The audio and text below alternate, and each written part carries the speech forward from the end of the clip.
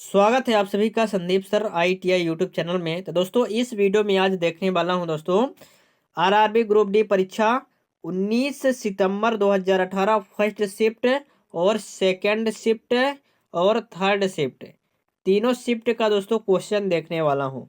ठीक है इस वीडियो में। तो इस वीडियो में जरूर बने रहिए। अगर आप रेलवे की कोई भी एग्जाम की तैयारी कर रहे हैं, LP technician, RPF, NTPC group D, दोस्तों कोई भी एग्जाम की तैयारी कर रहे हैं जिस सब में साइंस पूछी जाती है, तो साइंस का ये क्वेश्चन मैं हल करवाने वाला हूं। तो आपके लिए ये एग्जाम की दृष्टिगत से दोस्तों ये वीडियो आपके लिए बहुत महत्वपूर्ण है। दोस्तों इस वीडियो में दोस्तों सभी क्वेश्चन जो है वो प्रीवियस ईयर क्वेश्चन है, पूछे गए क्वेश्चन है। ठीक है, कब पूछे गए हैं और किस शिफ्ट में पूछे गए हैं आपको मैं दिखा दिया हूँ। 19 सितंबर 2018 को पूछे गया है। ये फर्स्ट शिफ्ट के क्वेश्चन मैं हल करवाऊंगा, फिर सेकंड, फिर थर्ड। ठीक है, इसी वीडियो में तो कंप्लीट बने रहिएगा। आपके एग्जाम के लिए दोस्तों ये महत्वपूर्ण वीडियो है। ठीक है, चलिए दोस्तों वीडियो स्टार्ट करते हैं। अगर चैनल में न्यू है तो चैनल को सब्सक्राइब कर लीजिए और वीडियो को तुरंत लाइक कर दीजिए। दोस्तों अंगूठा वाला बटन दबाकर दोस्तों आप लाइक कर दीजिए और अटेंडेंस अपनी लगा दीजिए और अपने दोस्तों के साथ भी शेयर कर दीजिए। ठीक है, चलिए वीडियो स्टार्ट करते हैं। सारे के सारे दोस्तों क्वेश्चन जो मैं ला रहा हूँ लगातार वीडियो, वो प्रीवियस ईयर क्वेश्चन है। और दोस्तों अगर आप प्रीवियस ईयर क्वेश्चन देख लेते हैं तो आपको एक अंदाजा लग जाएगा क्वेश्चन कहाँ से पूछे जा रहे हैं दोस्तों, और किस लेवल के क्वेश्चन पूछे जा रहे हैं। तो इस हिसाब से आपको तैयारी करनी है। और दोस्तों अगर आप इन क्वेश्चनों को देख लेते हैं, क्योंकि जो क्वेश्चन है प्रीवियस ईयर क्वेश्चन वो रिपीट जरूर होंगे आपके एग्जाम में, दोस्तों आपको बहुत बेनिफिट मिलेगी। इसलिए वीडियो को कंप्लीट जरूर देखिएगा अगर आप रेलवे की कोई भी एग्जाम की तैयारी कर रहे हैं। ठीक है, चलिए अगर आप किसी भी क्लास को आप देखेंगे यूट्यूब में दोस्तों, तो सभी क्या कर रहे हैं तो प्रीवियस ईयर क्वेश्चन बस रटवा रहे हैं। ठीक है, तो प्रीवियस ईयर क्वेश्चन ही बहुत इंपॉर्टेंट हो जाता है आपके लिए। चलिए पहला क्वेश्चन जो पूछा गया था वो पूछा गया था लैंगिक प्रजनन के दौरान जब दो अलग अलग जीवाणु कोशिकाएं संयोजित होती हैं तो वे खाली स्थान का निर्माण करते हैं। क्या करते हैं दोस्तों? लैंगिक प्रजनन के दौरान जब दो अलग अलग जीवाणु कोशिकाएं संयोजित होती हैं, तो जब संयोजित हो जाती हैं दोस्तों नर और मादा दोनों का, ठीक है, नर और मादा का जो कोशिकाएं दोनों क्या होती हैं, मिल जाती हैं, तो वो करती हैं युग्मनज का निर्माण। किसका निर्माण करती हैं? युग्मनज का निर्माण करती हैं। ठीक है, चलिए अगला क्वेश्चन है दोस्तों, उस प्रक्रिया का नाम क्या है जिसमें द्वारा कोई धातु अपने आसपास उपस्थित नमी, एसिड इत्यादि द्वारा प्रभावित होती है? तो दोस्तों इसको हम कहते हैं संक्षारण। क्या कहते हैं? संक्षारण। नमी, नमी हो गया, एसिड हो गया, अम्ल हो गया, क्षार हो गया। ठीक है, इसके कारण जो धातु होती है वो प्रभावित हो जाती है। जैसे मान लीजिए लोहा है, क्या है? Fe मतलब लोहा है। इसमें अगर आप नमी डालेंगे यानी पानी इसमें पड़ता रहेगा तो क्या होगा? लोहा खराब हो जाएगा, इसमें जंग लग जाएगी। ठीक है, इसमें क्या होगा दोस्तों? जंग लग जाएगी। ठीक, इसमें ऊपर जंग लग जाती है, तो ये दोस्तों जो है प्रभावित करता है, तो इसको हम बोलते हैं संक्षारण। क्या बोलते हैं? संक्षारण। अगला क्वेश्चन, बल और विस्थापन का गुणनफल कहलाता है। तो बल और दोस्तों बल और विस्थापन, बल और विस्थापन के गुणनफल को हम क्या करते हैं? कार्य बोलते हैं। तो कार्य का जो फॉर्मूला होगा दोस्तों बल गुणे विस्थापन। क्या होगा? बल गुणे विस्थापन। अगला क्वेश्चन, कौन सा धातु अक्षीय तापमान पर द्रव अवस्था में होता है? तो द्रव अवस्था में जो धातु होती है दोस्तों वो केवल पारा होती है। कौन सी धातु होती है? पारा होती है। तो पारा आपको याद रखना है, पारा ओनली एक ऐसी धातु है जो द्रव अवस्था में भी पाई जाती है। ठीक है, अगला क्वेश्चन, अणु शब्द किसने प्रतिपादित किया? तो अणु शब्द का जो खोज किया दोस्तों वो किया था डेमोक्रिस्टस। किसने किया? डेमोक्रिस्टस ने अणु शब्द का खोज किया था। ठीक है, डेमोक्रिस्टस। अगला क्वेश्चन है, कौन सा तत्व मेंडलीव की आवर्त सारणी में एक निश्चित स्थान नहीं पा सका? तो दोस्तों कौन सा ऐसा तत्व है जो मेंडलीव की आवर्त सारणी में एक निश्चित स्थान नहीं पा सका? वो दोस्तों है हाइड्रोजन। कौन सा है? हाइड्रोजन। ठीक है, अगला क्वेश्चन, शक्ति को किस रूप में व्याख्यायित किया जा सकता है? तो शक्ति को आप व्याख्या कैसे करेंगे, यानी परिभाषा क्या होती है? तो कार्य करने की दर को अथवा कार्य ऊर्जा स्थानांतरण की दर हमारी शक्ति कहलाती है। कार्य करने की दर को हम शक्ति कहते हैं, ठीक है। और कार्य करने की क्षमता को ऊर्जा कहते हैं। क्या कहते हैं? ऊर्जा। दोस्तों अगर दर की जगह में क्षमता आ जाए तो हम क्या कहते हैं? उसको ऊर्जा कहते हैं। क्षमता अगर आ जाए, दर की जगह में क्या आ जाए? क्षमता, ठीक है, क्षमता। अगर कार्य करने की क्षमता को हम क्या कहते हैं? ऊर्जा। और कार्य करने की दर को शक्ति। अगला क्वेश्चन, टंगस्टन का गलनांक खाली स्थान है। टंगस्टन का गलनांक कितना होता है? टंगस्टन का गलनांक होता है 3422 डिग्री सेल्सियस, ठीक है। टंगस्टन का जो गलनांक होता है दोस्तों वो बहुत ज़्यादा होता है, 3422 डिग्री सेल्सियस इतना दोस्तों गलनांक होता है, ठीक है। कॉपर के एक अणु में कितने परमाणु होते हैं? तो कॉपर के दोस्तों एक अणु में कितने परमाणु होते हैं? तो 6.022 गुणे 10⁻23 इतने परमाणु होते हैं कॉपर के एक अणु में। तो आप अंदाजा लगा लीजिए कितने परमाणु होते हैं। कॉपर के एक अणु में इतने परमाणु होते हैं, ठीक है। अगला क्वेश्चन,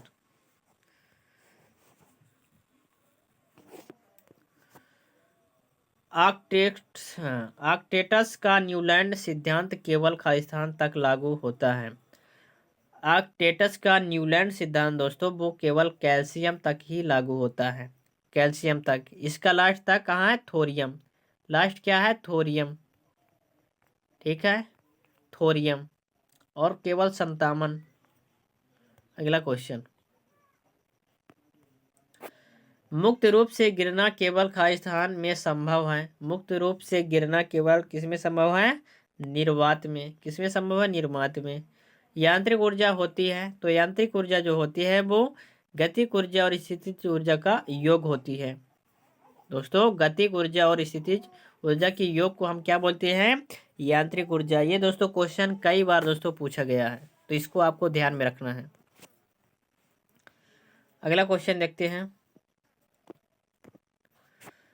अगला क्वेश्चन है दोस्तों, प्रोटीन संश्लेषण में क्षार इवेंट से एक खाली स्थान का निर्माण होता है।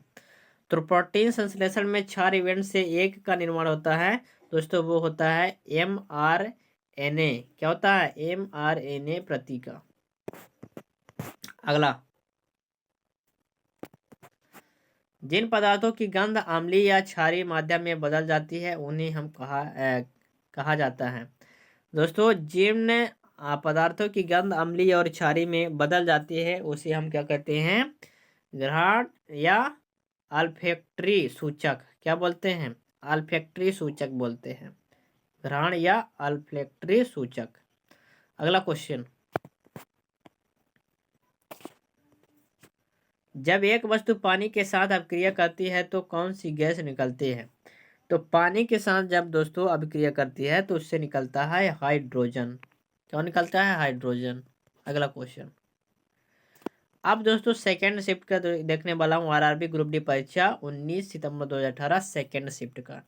अब सेकेंड शिफ्ट का क्वेश्चन देखने वाला हूँ। सेकेंड शिफ्ट में कौन से क्वेश्चन पूछे गए थे? पहला क्वेश्चन पूछा गया था, किसी भी समान समूह में मौजूद तत्वों का खाली स्थान एक समान होता है।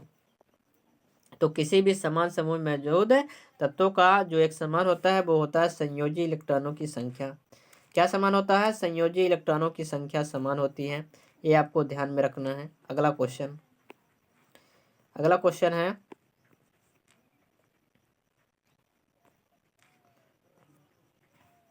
जब प्रकाश की किरण सघन माध्यम से विरल माध्यम में जाती है तो किरण क्या होता है?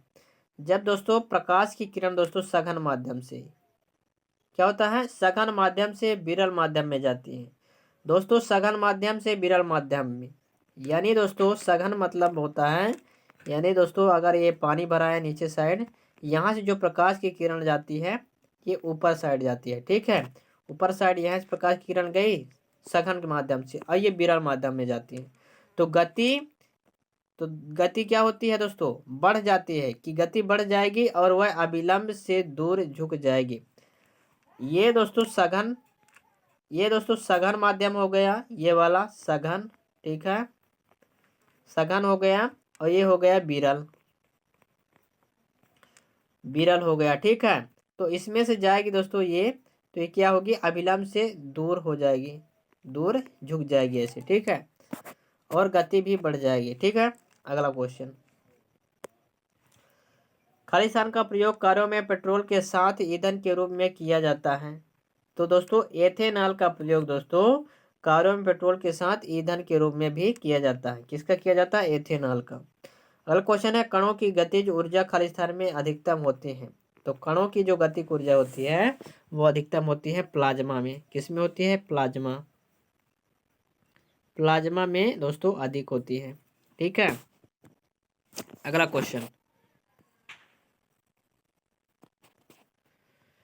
गंडमाला ग्वाइटर खालिस्तान की कमी के कारण होता है। तो गंडमाला ग्वाइटर दोस्तों किसके कमी के कारण होता है, आयोडीन, आयोडीन की कमी से, यानी नमक की कमी से, आयोडीन की कमी से होता है, आयोडीन, ठीक है। अगला क्वेश्चन, आसमान की ओर फेंका गया पत्थर पृथ्वी की ओर वापस क्यों आता है। तो दोस्तों आसमान की ओर फेंका गया पत्थर, ऊपर की ओर आप पत्थर फेंक देते हैं, ठीक है, तो वो नीचे पृथ्वी की ओर क्यों आ जाता है, ठीक है, पृथ्वी की ओर क्यों आ जाता है, इसका क्या कारण होता है। तो इसका एक ही कारण होता है दोस्तों, एक बल होता है जो इस भूमि की ओर खींचता है, वो होता है दोस्तों गुरुत्वाकर्षण बल। कौन सा बल होता है दोस्तों, गुरुत्वाकर्षण बल जी। इसके कारण दोस्तों क्या होता है, नीचे की ओर आ जाता है। अगला क्वेश्चन, कौन सा ऊतक पौधों के प्रकाश संश्लेषक हिस्सों में सामग्री के परिवहन में मदद करता है। दोस्तों कौन सा ऊतक जो है प्रकाश संश्लेषक में सामग्री को कौन सा परिवहन करता है, तो फ्लोएम। कौन करता है, फ्लोएम, और दो होते हैं, एक फ्लोएम होता है और एक जाइलम होता है। तो जो जाइलम होता है वो जड़ी से दोस्तों पानी जो पहुंचाता है पौधों तक, और फ्लोएम दोस्तों भी काम करता है। अगला क्वेश्चन,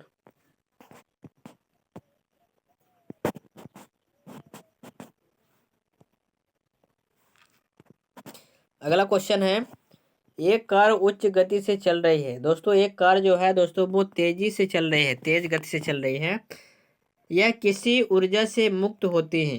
तो वह किस ऊर्जा से मुक्त होती है, गतिज ऊर्जा।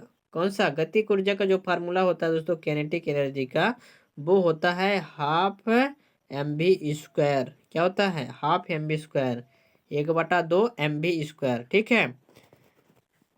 अगला क्वेश्चन, अगला क्वेश्चन है, तापमान को केल्विन पैमाने से सेल्सियस पैमाने में बदलने के लिए क्या करना होगा। तो तापमान को दोस्तों कैल्शियम पैमाने से सेल्सियस में बदलने के लिए दोस्तों आपको क्या करना होगा, दिए गए तापमान में 273 किससे 273 से घटाना होगा। क्या करना पड़ेगा, घटाना पड़ेगा, तब दोस्तों आएगा, ठीक है। अगला क्वेश्चन है, सोल्डर किसके मिश्र धातु है। दोस्तों जो सोल्डर होती है वो किसकी मिश्र धातु होती है। तो जो सोल्डर होता है वो पीबी और दोस्तों एसएन का मिश्र धातु होती है, ठीक है, पीबी और एसएन का। अगला क्वेश्चन है, एक पौधे के बीच में आगामी पौधे खालिस्तान के रूप में होता है। तो एक पौधे के बीच में आगामी पौधे के रूप में होता है, वो होता है भ्रूण। क्या होता है, भ्रूण होता है, ठीक है। क्या होता है दोस्तों, भ्रूण होता है। अगला क्वेश्चन, माता पिता के संतान में शारीरिक या मानसिक गुणों की संचरण को खालिस्तान कहा जाता है। तो माता पिता के संतान में शारीरिक या मानसिक गुणों के संचरण को हम कहते हैं अनुवांशिकता। क्या कहते हैं, अनुवांशिकता कहते हैं। क्या कहते हैं दोस्तों, अनुवांशिकता। अगला क्वेश्चन है, अगला क्वेश्चन है, एक वस्तु एक नियत वेग से उत्तर की दिशा में गति करती है, वस्तु पर लागू बल होगा। तो एक वस्तु क्या करती है, नियत वेग से उत्तर की ओर गति करती है, तो वस्तु पर लागू बल क्या होगा, शून्य होगा। क्या होगा, शून्य होगा। अगला क्वेश्चन है, किसी वस्तु के मुक्त रूप से गिरने के दौरान कौन सी ऊर्जा इसके रास्ते में किसी एक बिंदु पर बढ़ जाती है। तो इसका क्या हो जाएगा, गतिज ऊर्जा। क्या होगा, गतिज ऊर्जा, गतिज ऊर्जा हो जाएगा। चलिए अब अगला क्वेश्चन देख रहे हैं, अगला क्वेश्चन है आरआरबी ग्रुप डी परीक्षा 19 सितंबर 2018 थर्ड शिफ्ट के क्वेश्चन। अब कौन से शिफ्ट के देखने वाला हूँ दोस्तों? Third shift. ठीक है, तो थर्ड शिफ्ट के क्वेश्चन देखने वाला हूँ। पहला क्वेश्चन जो पूछा गया था, परमाणु संलयन प्रक्रियाओं स्वचालित रूप से होती है। तो परमाणु संलयन जो अभिक्रिया होती है दोस्तों, वो सूर्य में होती है। किस में होती है? सूर्य में होती है, यानी सन में होती है। ठीक है, अगला क्वेश्चन,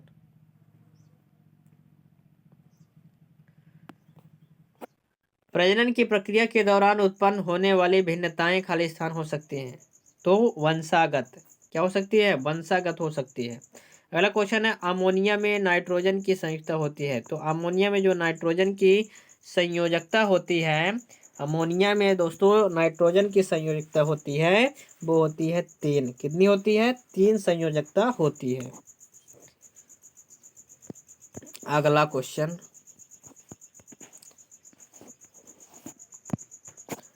किसी वस्तु की गतिज ऊर्जा और स्थितिज ऊर्जा को एक साथ क्या कहा जाता है? तो आपको अभी मैं बताया, गतिज ऊर्जा और स्थितिज ऊर्जा के योग को हम कहते हैं यांत्रिक ऊर्जा। क्या बोलते हैं? यांत्रिक ऊर्जा। अगला क्वेश्चन, जब सिल्वर क्लोराइड को सूर्य के प्रकाश में रखा जाता है तो यह किसके बनने के कारण भूरे रंग का हो जाता है? तो दोस्तों, जब सिल्वर क्लोराइड को सूर्य के प्रकाश में रखा जाता है तो वह भूरे रंग का हो जाता है, सिल्वर धातु। किसके बनने का? सिल्वर धातु। अगला क्वेश्चन, निःश्वसन खाली स्थान द्वारा होता है। तो निःश्वसन दोस्तों वो होता है फेफड़ों की अवस्फीति। दोस्तों अवस्फीति के कारण दोस्तों निःश्वसन होता है फेफड़ों की। अगला क्वेश्चन है, आयरन के वायु की उपस्थिति में जलने पर किसका निर्माण होता है?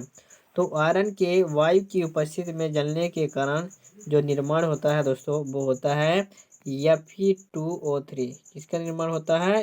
Fe2O3 का निर्माण होता है। अगला क्वेश्चन है, एल कक्ष में रखे जा सकने वाले इलेक्ट्रॉनों की संख्या कितनी होती है? दोस्तों कितने कक्ष होते हैं? 4 कक्ष होते हैं। एक होता है के, फिर एल, फिर एम, फिर एन। ठीक है, तो के में 2 अधिकतम, एल में 8 अधिकतम, इसमें 18 अधिकतम, इसमें 32। इस तरह से रखे जाते हैं। तो एल का पूछ रहा है तो एल में टोटल 8 रखे जाएंगे, तो 8 इसका राइट आंसर हो जाएगा। अगला क्वेश्चन, आभासी और सीधी छवि के लिए दर्पण का आवर्धन होना चाहिए। तो आभासी और सीधी छवि के लिए जो दर्पण का आवर्धन होना चाहिए वो धनात्मक होना चाहिए। क्या होना चाहिए? धनात्मक होना चाहिए। अगला क्वेश्चन,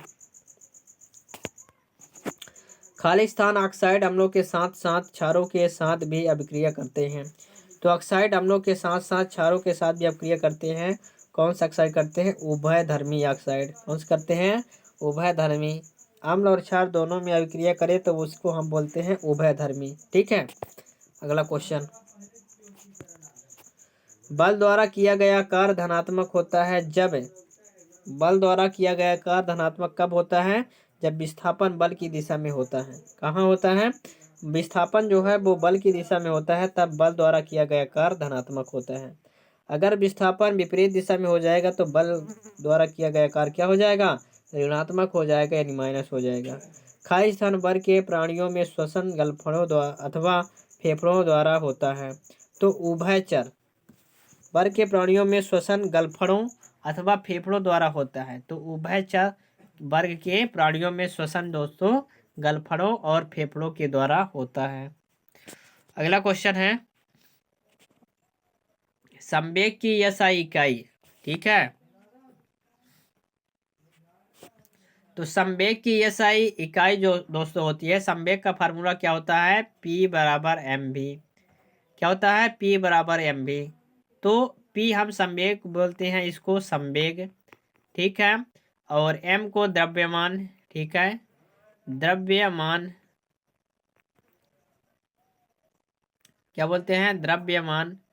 और v को वेग। तो द्रव्यमान का हो जाएगा kg, किलोग्राम, और बेग का हो जाएगा जो सूत्र होता है मीटर पर सेकंड, तो इसका हो जाएगा समय का क्या हो जाएगा किलोग्राम मीटर प्रति सेकंड। ठीक है, इसको आप ऐसे भी लिख सकते हैं किलोग्राम मीटर सेकंड इनवर्स। इसको आप जब ऊपर भेजेंगे तो -1 हो जाएगा, यानी inverse kilogram metre second inverse हो जाएगा। ठीक है, अगला क्वेश्चन, त्वरण ऋणात्मक होने पर किसी पिंड का वेग क्या होगा। अगर त्वरण ऋणात्मक होगा तो किसी पिंड का जो वेग होगा वो घटेगा। ठीक है, अगर त्वरण धनात्मक होगा तो किसी पिंड का वेग बढ़ेगा। इसमें ऋणात्मक हो रहा है तो घटेगा। अगला क्वेश्चन है, मनुष्य में निषेचित अंडा कार्यस्थान के स्तर में प्रत्यारोपित हो जाता है। चलो, मनुष्य में निषेचित जो अंडा है वो कहाँ प्रत्यारोपित हो जाता है, वो होता है गर्भाशय में। कहाँ होता है, गर्भाशय। तो गर्भाशय इसका सही जवाब हो जाएगा, गर्भाशय। ठीक है, गर्भाशय में होता है। ठीक है, अगला क्वेश्चन है, जड़ों की कोशिकाओं में लंबे रोमों जैसे भाग को क्या कहते हैं। जड़ों की कोशिकाओं में लंबे रोमों जैसे भाग को क्या कहते हैं, तो रूट हेयर कहते हैं। क्या कहते हैं, रूट हेयर। एसआई पद्धति में त्वरण की इकाई क्या होती है, तो त्वरण की दोस्तों इकाई जो होती है वो मीटर सेकेंड क्या होती है, मीटर दोस्तों होती है। त्वरण की इकाई जो होती है वो वेग में परिवर्तन बटा समय होता है। तो वेग का जो फार्मूला था दोस्तों वो मीटर प्रति सेकंड होता है। क्या होता है, मीटर पर सेकंड बटा समय। तो समय जब ऊपर जाएगा दोस्तों तो क्या हो जाएगा, मीटर सेकंड के घात -2 हो जाएगा। ठीक है, चलिए अगला क्वेश्चन हम देखते हैं। निम्न में से कौन सा अम्ल पानी में घुलने पर में H आयन प्रदान करता है। तो दोस्तों जो अम्ल होता है पानी में घुलने पर H आयन कौन प्रदान करता है, एसिटिक अम्ल। कौन सा प्रदान करता है, एसिटिक अम्ल प्रदान करता है। तो एसिटिक अम्ल इसका राइट आंसर हो जाएगा। तो दोस्तों आज के लिए बस इतना ही। वीडियो कैसी लगी आपको कमेंट जरूर करना है। अगर आपने अभी तक वीडियो को लाइक नहीं किया तो वीडियो को लाइक कर दीजिए, चैनल को सब्सक्राइब कर दीजिए और अपने दोस्तों के साथ शेयर कर दीजिए।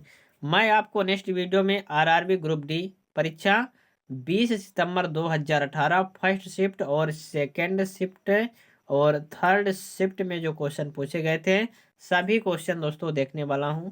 तो ठीक है, इस वीडियो में बस आज के लिए इतना ही। चलिए मिलते हैं नेक्स्ट वीडियो में, तब तक के लिए जय हिंद, वंदे मातरम।